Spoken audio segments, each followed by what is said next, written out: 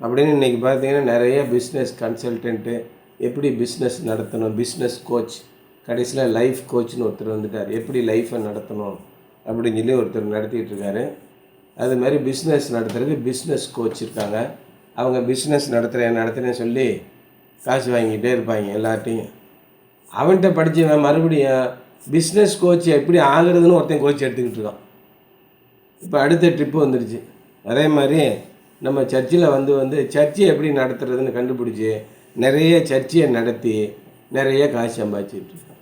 பணம் சம்பாதிக்க வேண்டும் என்று முடிவு செய்து விட்டால் எப்படி வேணால் சம்பாதிக்கலாம். அது நல்லது. மக்கள் மத்தியில் இந்த உலக வாழ்க்கையில் நீங்கள் எவ்வளோ பணம் அதிகமாக வச்சுருக்கீங்களோ அவ்வளோதான் உங்களுக்கு மரியாதை, உங்களுக்கு கண்ணியம். மக்கள் எல்லோரும் என்ன சொல்லுவாங்க, சாதிச்சிட்டான்டா, சூப்பர் சூப்பர், பிரமாதமாக சாதிச்சிட்டிங்க அப்படின்னு சொல்லுவாங்க. நீங்கள் பெட்டருக்கும் பெஸ்ட்டுக்கும் நடுவில் தான் தேர்ந்தெடுக்கணும்.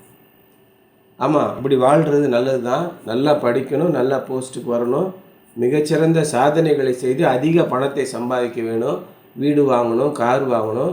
கிறிஸ்டியன்லாம் அப்படி தான் நம்ம வாழணும்.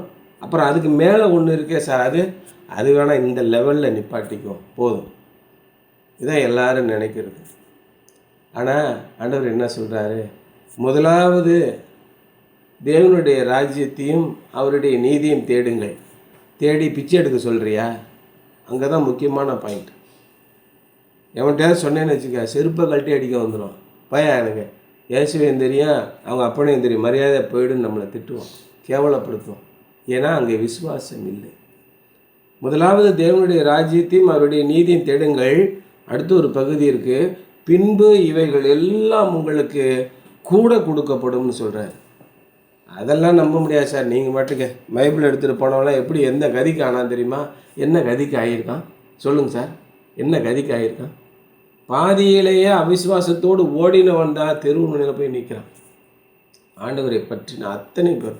வில்லியம் கேரின்னு ஒருத்தர் வந்தார். இன்றைக்கும் செராம்பூர் பல்கலைக்கழகம் 250 ஆண்டுகளாக நிற்கிறது. ஐடாஸ் கட்டர்னு ஒரு பொண்ணு வந்துச்சு. இன்றைக்கும் வேலூரில் பல்கலைக்கழகம் 250 ஆண்டுகளாக இருக்குது. எத்தனை பல்கலைக்கழகங்களை நான் சொல்லட்டும், எத்தனை மருத்துவமனைகளை நான் சொல்லட்டும், இந்தியா முழுவதும் தனிநபர் ஒருவர் இயேசுவுக்காக வந்தது தான் இன்றளவும் நிற்கிறது. வெற்றி மேல் வெற்றி. அவர்கள் சம்பாதித்தது இன்றைக்கி எத்தனை?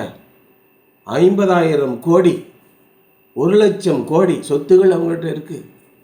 அப்போ உலகத்தில் அவங்க ஜெயிக்கலையா? மக்களை சம்பாதிக்கலையா? சாதிக்கலையா? இதான் சாதனை.